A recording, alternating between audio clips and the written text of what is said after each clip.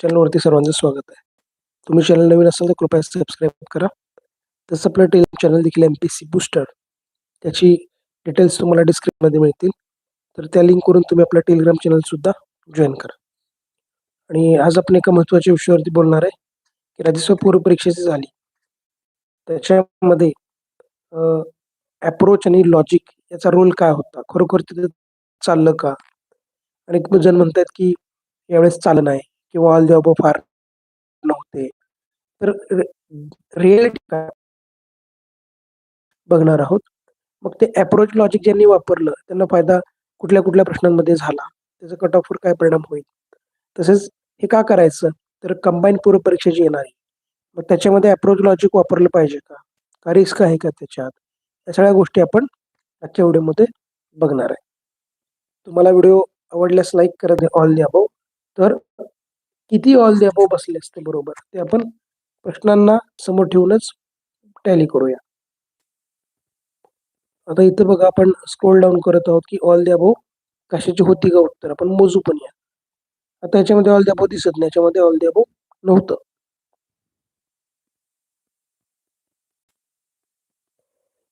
इथं पण all the above नाहीये, पण हा PYQ लक्षात घ्या.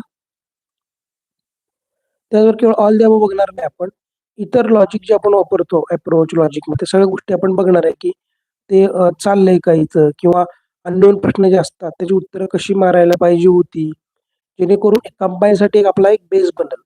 तर हा व्हिडिओ बनवण्याचा उद्देश तोच आहे की प्रश्नातले इनपुट घेऊन इथं पण नाही चाललं, ते 3 क्वेश्चन दिसतात की नाही चाललं तिथं. आता इथं बघा, इथं ऑल द अबोव बसतंय. जलप्रणाली मास्टर कुठल्या होत्या असा प्रश्न आहे आणि इथं ऑल द अबोवचा पर्याय दिलेला आहे आणि ते उत्तर आयोगानं बरोबर दिलेलं आहे.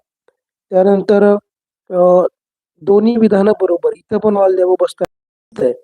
आता इथं बघा, जनरली आपण लॉजिक अप्रोच कुठं वापरतो, जे प्रश्न आपल्याला माहित नाहीत किंवा आपण 100% शुअर नाहीये की असं असेलच, त्या केसमध्ये जनरली आपण चूक करत नाही, त्यांना बरोबर घ्या असं आपण म्हणतो.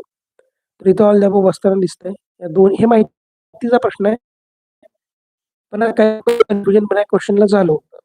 तर त्यांनी ह्याला ऑल द अबोव केलं असतं, इथं सुद्धा त्यांचे मार्क वाढले असते. इथं बघा, हा क्वेश्चन आता बदलेल का नाही बदलेल तो पुढचा प्रश्न आहे. पण आपल्याला काय करायचं आहे, माणूस जो असतो त्याचा अप्रोच ऑल द अबोवला बसतोय का पहिल्या आन्सर कीनं हे बघायचं. सेकंड आन्सर कीनं उत्तर बदलतील न बदलतील तो वेगळा प्रश्न आहे. परंतु प्रश्नपत्रिका काढणाऱ्या माणसाला ऑल द अबोव तिथं चालतं का हे आपल्याला पाहायचं. तर इथं चालताना ते दिसतंय. इथं पण एक ऑल द अबोव बरोबर येताना दिसत. बदल, हवामान बदल संबंधीचा क्वेश्चन आहे. ऑल द अबोव चालताना दिसतंय. तर याच्यामध्ये पण ऑल द अबोव कधी मारायचं कधी नाही. तर आपल्याला फिक्स माहिती आहे की हे चूकच आहे. मी वाचलं कुठं, तर मला वाटतं हे महत्वाचं नाही. म्हणजे मला वाटलं म्हणून मी त्या बाजूला काढला किंवा बी काढला आणि मग एकच निवडला असं चालणार नाही. आपण वाचलंय का 100% हे चूकच आहे तरच त्याला बाजूला काढायचं. नाहीतर माझ्या वाचनात नाहीये, तर मी ऑल द अबोव्हच मारलं पाहिजे. इथं ऑल द अबोव्ह बरोबर आहे म्हणा दिलेलं आहे. इथं बघा 2 स्टेटमेंट दिलेत आणि इथं पण ऑल द अबोव्ह दिलेलं आहे. त्याचबरोबर लॉजिकचा आपण अजून एक गोष्ट सांगतो की जिथं इंग्लिशमध्ये शब्द दिलेला असतो मराठी सोबत, सहसा ते स्टेटमेंट बरोबर असतं. ए स्टेटमेंटमध्ये बघा, अवायूजीवला त्यांनी इंग्लिश शब्द पण सोबत दिलेला आहे. तिथं सुद्धा ते चालताना दिसतंय. ऑल द अबोव्ह इथं पण बसतंय. आपण इतर पण लॉजिक बघणार आहे ह्या पेपरमध्ये, इतर काय काय लॉजिक बसले असते. सध्या आपण ऑल द अबोव्ह बघत आहे.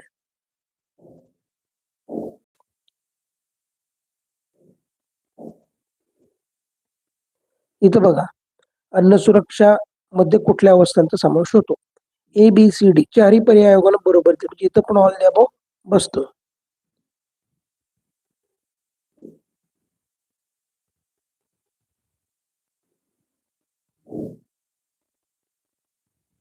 आणि एक लक्षात घे, हे अप्रोच लॉजिक जे असतं ना, ते त्याच्या भरोश्यावर पास व्हायचं नाही आपण. आपला अभ्यास गरजेचा आहे. परंतु हे पण का गरजेचं आहे, तर असे 5-6 क्वेश्चन जरी आपले बसले 10-12 मार्कने पण पुढे जातो. त्यामुळं हे आजकालच्या दिवसांमध्ये खूप गरजेचं झालंय. कारण तुम्ही नाही वापरलं तर इतर लोक ते वापरणार आहेत आणि ते आपल्या पुढे जाणार आहेत. इथं बघा, 3 स्टेटमेंट दिलेत. ऑल द अबोव्ह 1, 2, 3 तिन्ही बरोबर इथं दिलेलं आहे. आपण काही क्वेश्चनच्या डिटेलमध्ये जाणार नाही. पण आपण एक बघतोय की आयोगाचा अप्रोच काय दिसतोय पहिल्या आन्सर की त्यांना काय अपेक्षित आहे. तर ते आपण हे अप्रोच लॉजिक ना त्याच्यात सापडतं का बघतोय अप्रोच लॉजिक किंवा काही. इथं बघा, शेल्डन आणि श्वान यांच्या पेशी सिद्धांताबाबत अचूक विचारलंय. इथं पण ऑल द अबोव दिलाय. आता प्रश्नांना या प्रश्नाला आक्षेप आहे तो वेगळा मुद्दा आहे, परंतु पहिल्या आन्सर की आयोगाला ऑल द अबोव किती अपेक्षित आहेत ते बघा.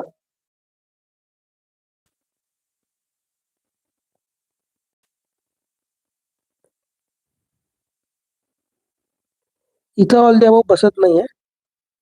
हा वेगळा मुद्दा आहे, ते पण आपण बघूया नंतर, पण इथं ऑल द अबोव नाहीये.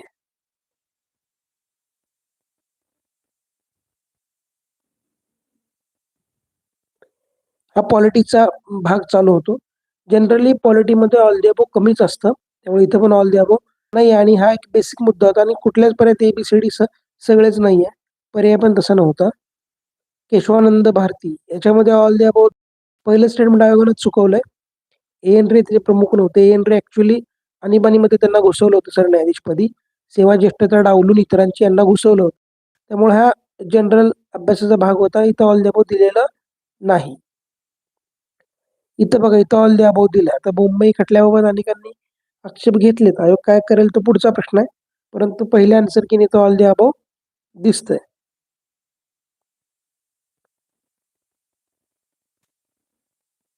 आपण ऑल द अबोव बरोबर बाकीचे पण लॉजिक बघणार आहे, पण आधी बघूया की ऑल द अबोव किती अपेक्षित होतं यांना पहिल्या आन्सर की ना.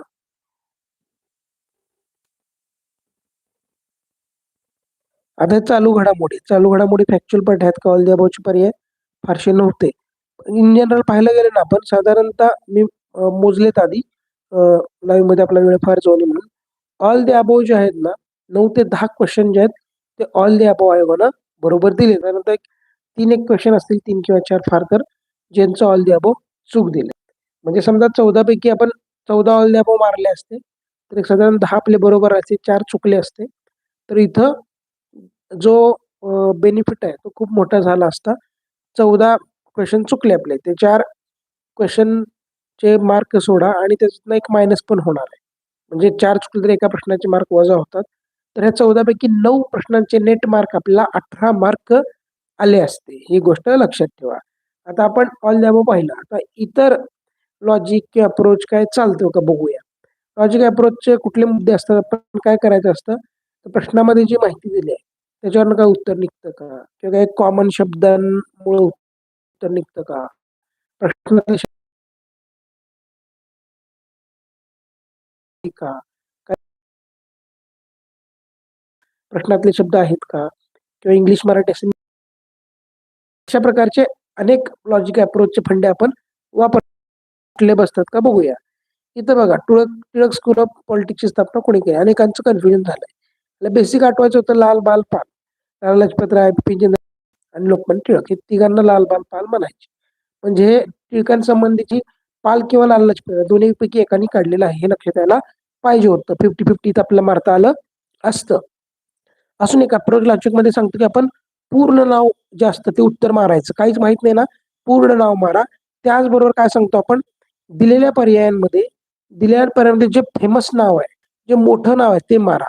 याच्या आधी पण अनेक एक्झाम मध्ये इतरांची नावं दिली, त्यात समजा नेहरूंचं नाव आहे, गांधीजींचं नाव आहे, तर आयोगानं ते उत्तर बरोबर दिलेलं आहे. तर तसं या केसमध्ये बघा, नाना जगन्नाथ शंकर शेठ हे दिलंय. त्याचबरोबर कर्तृत्वानं मोठं असणारं नाव हे नाना शेठ यांचंच आहे. तर इथं हे मारणं अपेक्षित होतं, आयोगानं तेच दिलेलं आहे. त्यानंतर पुढचा प्रश्न बघूया आपण की लॉजिक अप्रोच आपल्याला बसतंय का. आता डी पर्याय बघा, national award for tribal arts, हा इंग्लिश मधला पर्याय दिला, मोठा दिला, तो उत्तरात असलाच पाहिजे.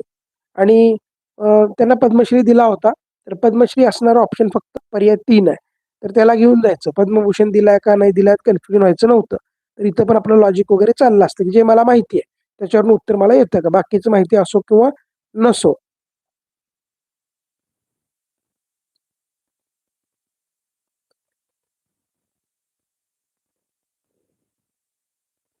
आता आपण पुढचे प्रश्न बघूया की कशात अजून ऑल द अबोव किंवा इतर काय आपला पर्याय चालतो का.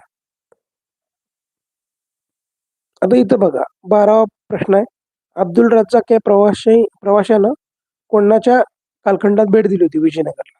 तर पर्याय 3 आणि 4 बघा. देवराय 1, देवराय 2. देवराय कॉमन आहे. दोन्हीतले एक मारायचा. अभ्यास जर परफेक्ट असता तर देवराय 2 उत्तर लिहिलं असतं. परंतु समजा नाही आठवत तर देवराय 1 किंवा देवराय 2. परत याच्यामध्ये आपल्याला वाटतं कृष्णदेवराय पण आहे.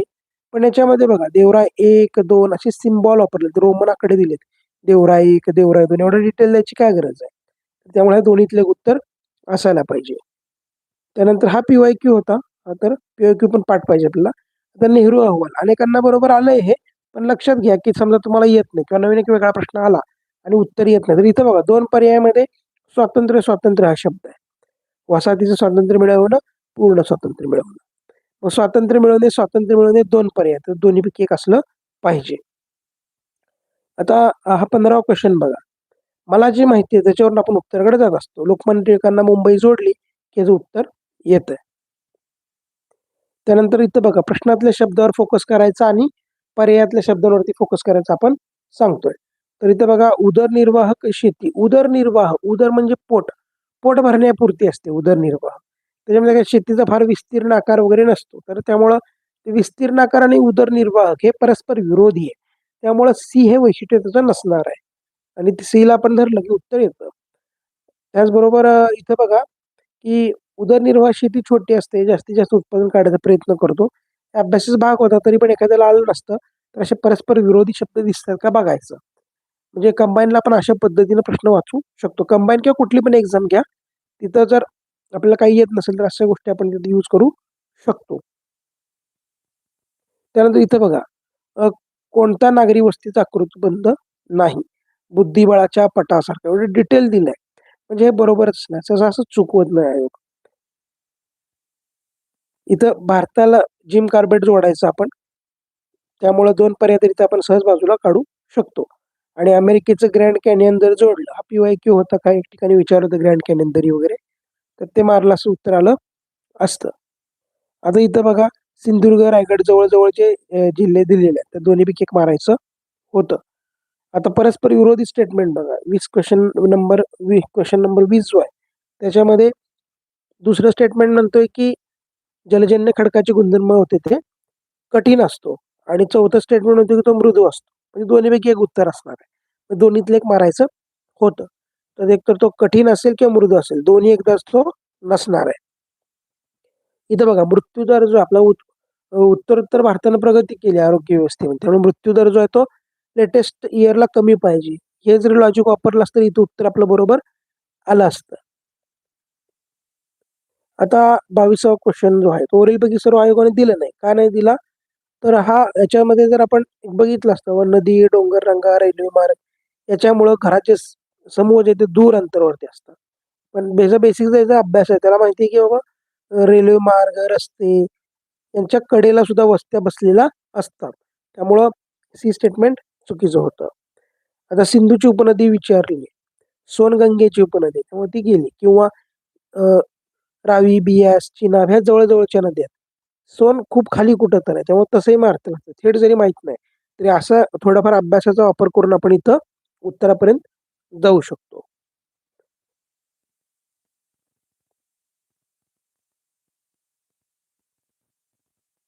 आता इथं बघा नवीनच क्वेशन होता हा, की मासेमारी विकास कार्यक्रम प्रभावीपणे राबवायचा आहे. कशाने राबवायचा?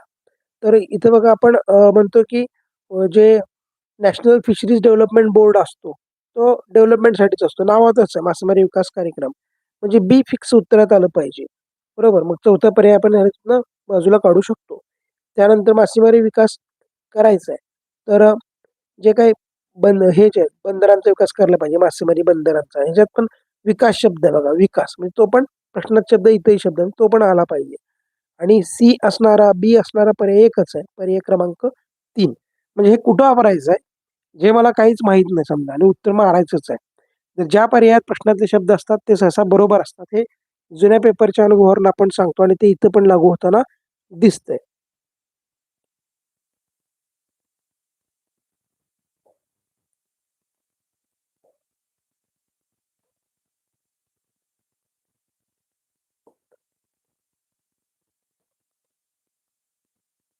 आता इथं बघा 35 नंबरचा क्वेश्चन.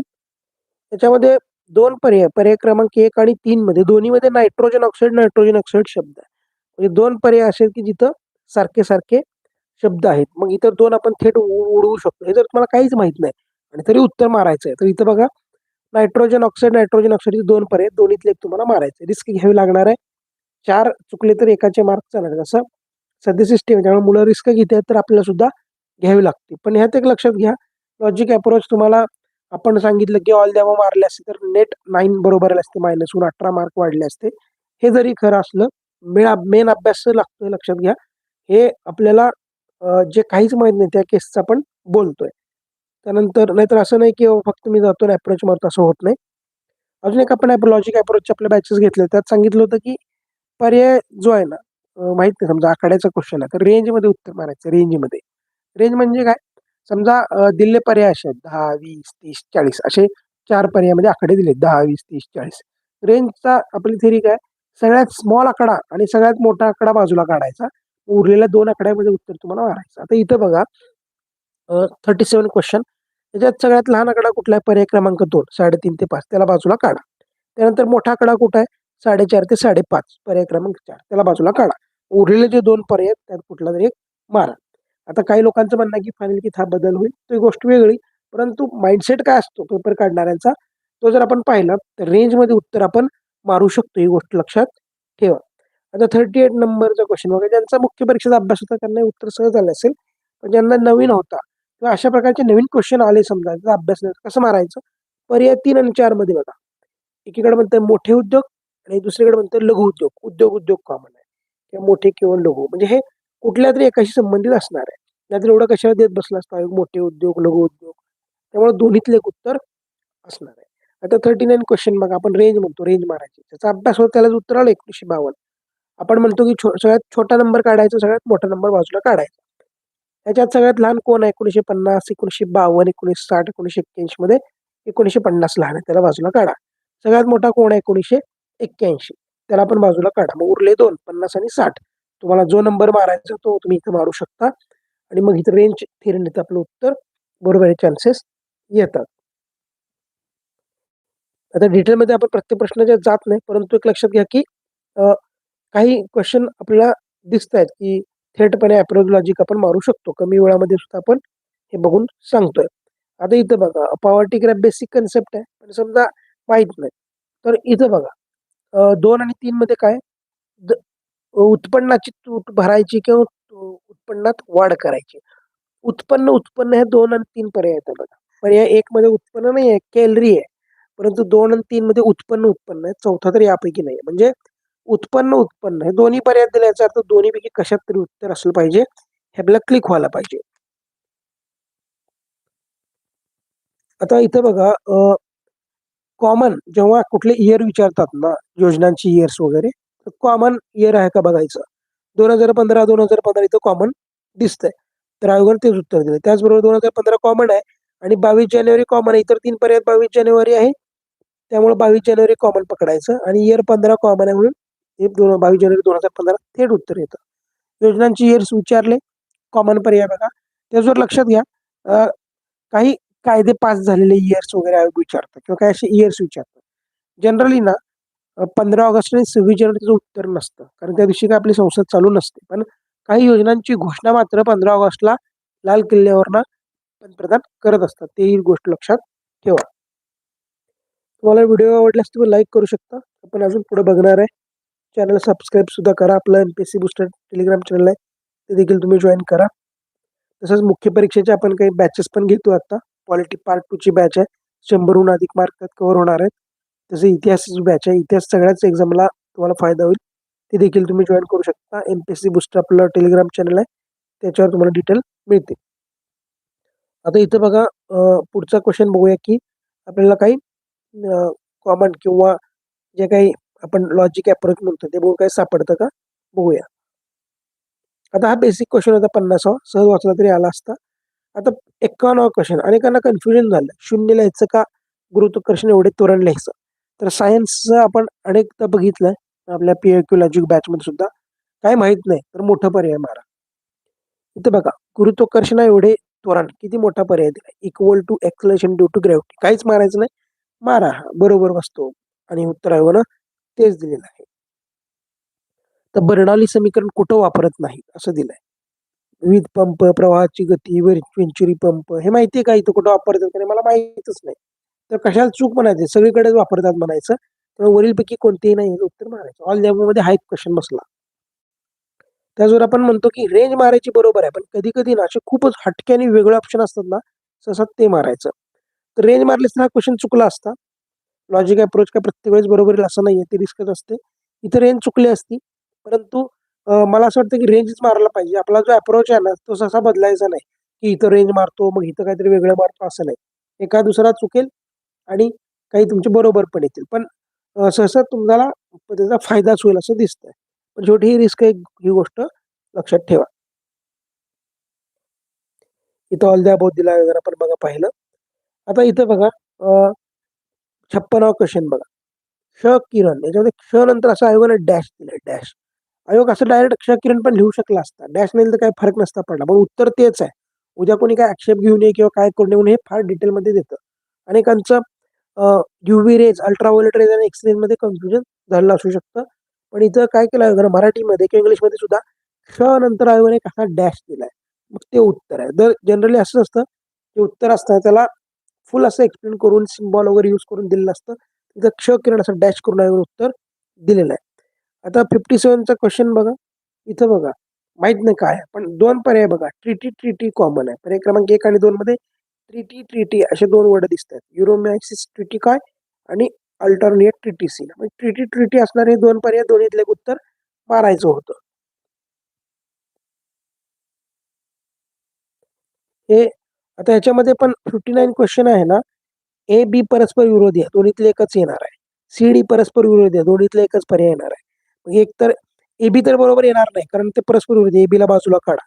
त्याचबरोबर ए सी येईल किंवा बी डी येईल. सी डी पण सोबत येणार नाही, कारण ते परस्पर विरोधी स्टेटमेंट आहे. त्यामुळे पर्याय क्रमांक 1 पण गेला, 4 पण गेला. त्याला काहीच माहित नाही, डीएनए म्हणजे काय हे सुद्धा माहित नाही. तरी तो इथं सहज दोन पर्याय बाजूला काढू शकतो, कारण ए आणि बी परस्पर विरोधी स्टेटमेंट आहे. सी आणि डी परस्पर विरोधी स्टेटमेंट आहेत.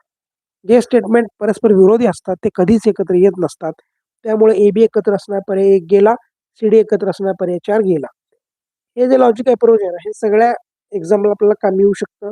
राज्यसेवा पूर्व मुख्य असेल, कंबाईन पूर्व मुख्य, एक जनरल सेन्सनी पेपर पाहिला आणि जे येत नाहीत त्यासाठी आपण हे गोष्ट वापरू शकतो. बघा पहिले की ऑल द्या. आता इथं बघा 61. कोणाला काहीच माहित नाही, समजा एखाद्याला ह्या क्वेश्चन काहीच माहित नाही, तर कॉमेंट मारायचं. पर्याय क्रमांक 4 बरोबर दिल्याचं उत्तर. रॅपिडो ते टॉर्पेडो आहे तो 1 आणि 4 मध्ये आहे. प्रिस्टिस 1, 3, 4 मध्ये आहे. हिप्पोकॅम्पस हा 1, 2, 4 मध्ये आहे. एनाबस 2 आणि 4 मध्ये. तर 4 मधले जे पर्याय आहेत ना ते सगळीकडे कॉमन आहे. तर 4 मारायचं आहे. उत्तर 4च दिलेलं आहे.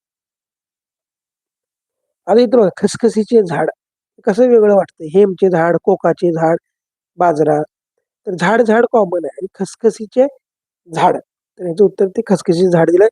बाकी ते कोका हेम जसे तसं कॉपी केलं इंग्लिश मधलं, पण इथं मराठीत पण त्याचं वर्ड दिलेलं आहे. 66 जनरल विचार करून करायचा क्वेश्चन होता. किंवा आपला कोपरा आहे, कोपरा आणि गुडगा यांची मुवमेंट सारखीच होते, एकतर वर किंवा खाली असं. त्याला आपण काय 360 डिग्री मध्ये फिरवू शकत नाही. त्यामुळे त्याला जरी जोडलं असतं उत्तर आलं असतं. ह्या अभ्यासाचा प्रश्न होता की शरीरात 208 हाड आहेत का 6 हाड आहेत, हे माहिती पाहिजे होतं.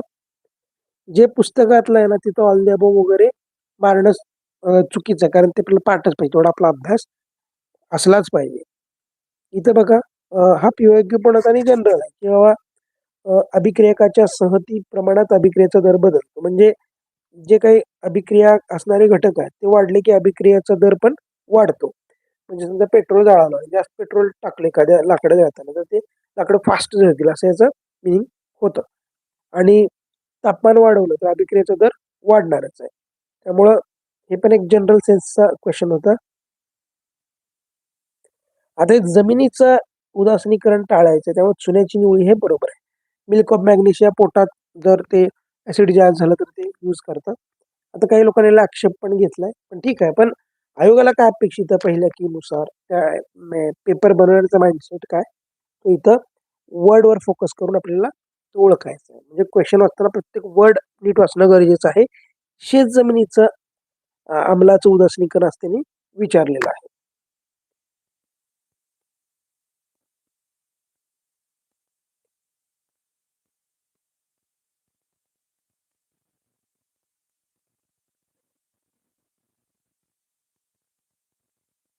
आता हे काय एलिमिनेशन इन्क्लुजन पण याचे उत्तर आपण काढले असते. कोण असतो, कोण नसतो. जो नसतो त्याला बाजूला काढलं की जे उत्तर येत असतं.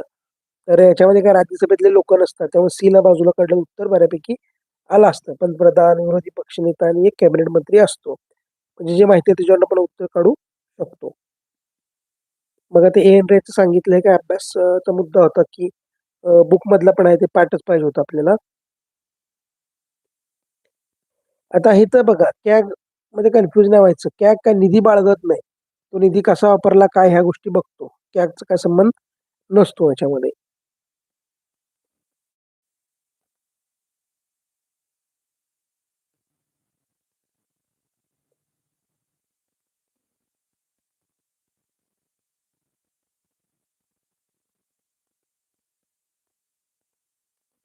हे काय राज्यघटनेचे क्वेश्चन आहेत ना ते थेट पुस्तकातले पडलेले क्वेश्चन आहेत. त्याला काय लॉजिक अप्रोच वापरायच्या भानगडीत पडणं म्हणजे गुन्हाच म्हणतो मी. कारण राज्यघटना आपल्याला पाठच पाहिजे.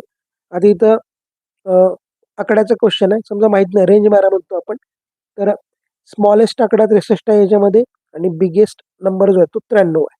तर 63-93 ला बाजूला काढा आणि उरलेल्या 2 पर्यायातले तुम्ही निवडू शकता. जर काहीच माहित नाही त्या केसमध्ये.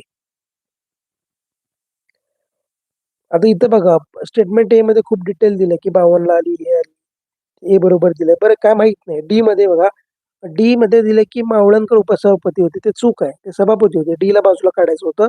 आणि ए बी मध्ये आपण जे लॉजिक सांगतोय मला माहित नाही तर मी सहसा चूक करणार नाही. डी ला बाजूला काढल्यानंतर फक्त ए बरोबर किंवा ए बी बरोबर असं येतं. 1952 ला लोकसभा सुरू झाली ती पहिली. पण एक्झॅक्ट नाही आठवलं बाबा किती तारीख आहे, काय आहे. तर मला माहिती आहे का 13 मे ला ते चालू झाली नव्हती. पाठ आहे का मला नाही. तर मी त्याला चूक करणार नाही. तर इथं बरोबर ते आलेलं आहे. ए बी बरोबर इथं आलेलं. आता हा पण क्वेश्चन जो आहे तो पुस्तकातलाच होता. बाबा महिला आयोग आहे तो 90 नुसार स्थापन झालेला आहे. 90चा कायदा ऍक्च्युली स्थापन 92 ला पण कायदा त्याचा 90 ला थोडंसं अशा काही एक्सेप्शनल गोष्टी असतात ना आयोगाला त्या आवडतात घटनेमध्ये एक्सेप्शनल पाठ करायचे की जे परस्पर विरोधी काही एक्सेप्शनल गोष्टी आहेत त्या घटनेमध्ये पाठ केल्याच पाहिजे. आता हे करंटचं आहे. करंटमध्ये काही क्वेश्चनवरती लोकांना डाऊट आधी इथं बघा जागतिक भूक निर्देशांक ग्लोबल हंगर इंडेक्स आपण रेंज म्हणतोय की मला माहित नाही तरी मारायचं आहे. सगळ्यात लहान कोण आहे 100 त्याला बाजूला काढा. सगळ्यात मोठा कोण 123 त्याला बाजूला काढा. 2 जे पर्याय उरले त्यातले आपण इथं मारू शकतो. इथं बघा राष्ट्रीय प्राणी सिंह. राष्ट्रीय प्राणी सिंह नाही आपला. त्यामुळं त्याला बाजूला काढायचं होतं. हे परस्पर विरोधी किंवा एखादं चुकीचं स्टेटमेंट आहे त्याला बाजूला काढणे. आणि इथं काय ऑल द अबोव नाहीये. परंतु तिथं आयोगाने काय केलं 2-2 फॅक्ट देऊन चुकवलंय. लवलीना बोर्गेन ह्या नेमबाज नव्हते त्या बॉक्सवर ते चुकवलेलं आहे. आता इथं ऑल द अबोव मारणं अपेक्षित होतं. पण इथं खूप आयोगानं मायनर चूक केलं 2004 असं देऊन आपल्याला चुकवलंय. काही क्वेश्चन चुकतील आपले पण जर आपण टोटल याच्यात पाहिलं तर number of all the above आहेत ते बरोबरच जास्त आलेले आहेत. इथं बघा बार काउन्सिल ऑफ इंडियाची आंतरराष्ट्रीय वकील परिषदेचे जे काही उद्घाटन कुठल्या शहरात झालं. आयोगाने दिल्ली, मुंबई, कोलकाता, बेंगळुरू असा आयोग देऊ शकला असता. परंतु देताना दिले नवी दिल्ली दिले. नवी दिल्ली स्पेसिफिक दिलंय. जनरली दिल्ली, मुंबई, कोलकाता असं 4 महानगर आहेत. नवी दिल्ली स्पेसिफिक दिलंय. तो नवी दिल्ली उत्तर मारलं पाहिजे होतं. जनरली एखाद्या ह्याचं प्राथमिक हे उद्दिष्ट एकच असतं. त्यामुळे इथं बी बरोबर करायला पाहिजे होतं. क्वेश्चनचे वर्ड्स काय आहेत हे नीट वाचणं गरजेचं आहे. याच्यामध्ये जर बेसिक माहिती असतं की बाबा कस्तुरंगन समिती शिक्षणासंबंधीची होती. त्यानंतर जी दुर्घटना झाली त्याची नितीन करियर होती त्याची होती. त्यात काय फार लॉजिक लागलं असं मला वाटत नाही. इथं पण काय ऑल द अबोव वगैरे दिलं नाहीये. हे खूप महत्वाची घटना होती. पाठच पाहिजे होतं की ते कायदेमंत्र्यांनी ते सादर केलं तर मोदींनी केलं नव्हतं. पण इथं ऑल द अबोव मारलं तर चुकलं असतं. जनरली एवढे क्वेश्चन आपण पाहिले की थोडंफार काहीतरी लॉजिक ऑल द अबोव आपले सुटले असतात. मग आता काय परिणाम होईल कट ऑफवरती किंवा कंबाईनला काय करायला पाहिजे? पॅटर्न खूपच बदलला का पेपरचा? मग ते लॉजिक अप्रोच जे यूज करणार ते रिस्कमध्ये आहेत का आता? तर याचं उत्तर बघायला गेलं तर राज्यसेवेला ज्यांनी खरोखर हे अप्रोच लॉजिक असं व्यवस्थित क्वेश्चन वाचून वापरलाय, ते नक्कीच प्लसमध्ये राहतील आणि त्याचा त्यांना नक्कीच फायदा होणार आहे. आणि कंबाईनच्या बाबतीमध्ये पण आपल्याला अप्रोच लॉजिक वापरायचंच आहे. पण एक गोष्ट लक्षात ठेवा, कंबाईनचे अप्रोच लॉजिक वापरायच्या आधी मागचे 2-3 वर्षाचे कंबाईनचे पेपर बघायला पाहिजे, की तिथं नेमकी कशी उत्तरं आयोगाला अपेक्षित आहेत, कशा प्रकारचं लॉजिक तिथे यूज केलं जातं. तर ते नीट बघितलं पाहिजे आणि त्यानुसारच आपण अप्रोच लॉजिक तिथे वापर केला पाहिजे. आणि नक्कीच अप्रोच लॉजिक वापरलं पाहिजे. असं का नाहीये, की आता अप्रोच लॉजिक गेलं, ऑल देवा मारणारी लोकं मायनसमध्ये जातील असं नाहीये ते. आपण आपला अभ्यास पक्का केला, जुने पेपर नीट केले आणि योग्य ठिकाणी अप्रोच लॉजिक वापरलं, तर कंबाईनला सुद्धा निश्चित याचा फायदा होणार आहे. तर तुम्हाला आपला व्हिडिओ आवडल्यास लाईक करा. व्हिडिओ पाहिल्याबद्दल थँक यू.